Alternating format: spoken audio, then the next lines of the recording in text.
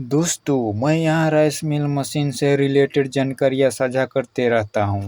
वही छोटा वाला राइस मिल जिसे मिनी राइस मिल बोला जाता है, जो सिंगल फेस बिजली से चलता है। इस टाइप के जो छोटे वाले राइस मिल होते हैं उसमें ज़्यादातर छोटे वाले मोटर ही लगा होता है। किसी में 2 HP का मोटर, किसी में 3 HP का मोटर, बस इतना ही ऐसे ही कैपेसिटी वाला मोटर लगा हुआ होता है। दोस्तों, इस बरसात के मौसम में कुटाई पिसाई करना बहुत ही मुश्किल होता है।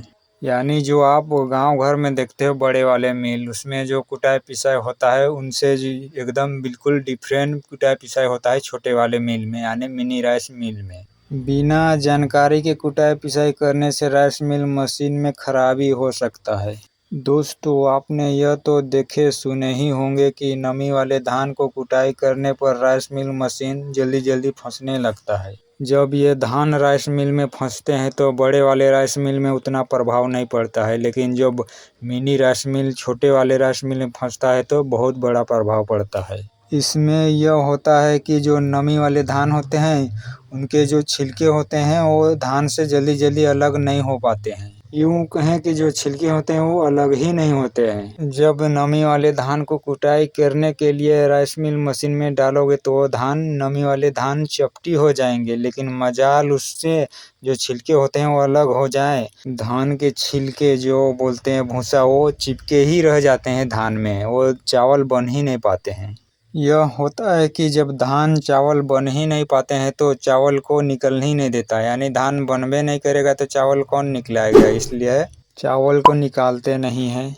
मशीन से चावल नहीं निकलता है तो चेंबर में धान बढ़ते रहता है और बढ़ते रहता है और अंत में फंस जाता है।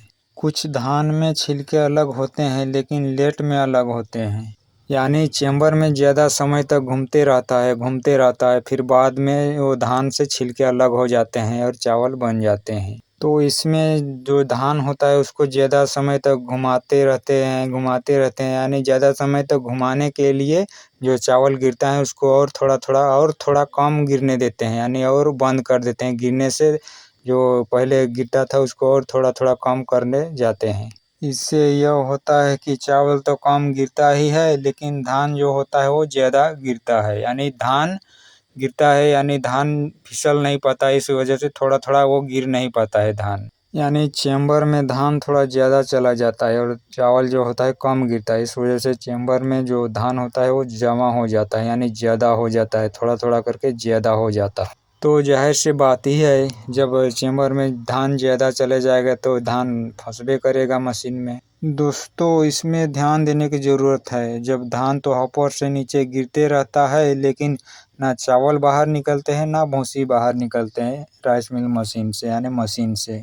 तो इसमें यह होता है कि राइस मिल मशीन में थोड़ा थोड़ा करके लोड बढ़ते रहता है। दोस्तों, मैं पहले से ही कहते आ रहा हूँ कि बिना एम्पेयर मीटर लगाए राइस मिल मशीन चलाना ही नहीं चाहिए। दोस्तों, अगर आपके राइस मिल मशीन में एम्पेयर मीटर लगाए नहीं रहेगा तो आपको कुछ पता ही नहीं चलेगा कि यह राइस मिल मशीन कितने लोड में चल रहा है, यानी लोड कितना पड़ रहा है राइस मिल मशीन में। दोस्तों, जब राइस मिल मशीन में लोड बढ़ते जाता है तब राइस मिल मशीन में लगे जो मोटर होते हैं वो थोड़ा थोड़ा करके गर्म होते जाता है। जब मोटर ज़्यादा गर्म हो जाते हैं तब मोटर में लगे जो मोटर के अंदर जो लगे होते हैं कॉइल, वो जलने लगता है और फिर अंत में मोटर बुरी तरह से ख़राब हो जाते हैं।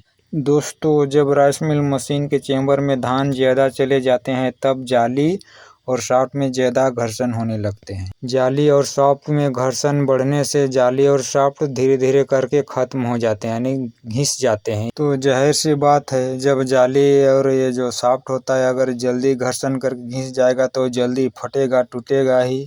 और जो अगर लोड बढ़ गया राइस मिल मशीन में तो उसमें जो लगे होते हैं बेल्ट लगे होते हैं, देखे होंगे, वो बेल्ट में भी ज़्यादा लोड पड़ जाता है। अगर ज़्यादा लोड पड़ गया तो ज़्यादा घर्षण करेगा और ज़्यादा घर्षण करेगा तो जल्दी ही टूट जाएगा। दोस्तों, तो आपको नमी वाले धान को कुटाई करना ही नहीं चाहिए और बिना एम्पेयर मीटर लगाए हुए अपने राइस मिल मशीन को चलाना ही नहीं चाहिए। देखता हूँ कुछ भाई लोग ऐसे छोटे छोटे गलतियाँ राइस मिल मशीन में करते रहते हैं और बिना मतलब के किसी कंपनी को ब्लेम करते रहते हैं। खुद का गलती वो दूसरों को यानी ब्लेम करते रहते हैं। भाई यह जो मशीन होते हैं सभी कंपनियों का मशीन एक जैसे नहीं होते हैं और ऑपरेटिंग सिस्टम भी थोड़ा अलग ही होते हैं। यानी एक मॉडल का बहुत सारे कंपनियां मशीन बनाते हैं, यानी एक ही मॉडल का बहुत सारे कंपनियां एक ही टाइप का मशीन बनाते हैं, लेकिन वो जो मशीन होता है इसमें कुछ थोड़ा मोड़ा बहुत डिफरेंट होता है थोड़ा मोड़ा।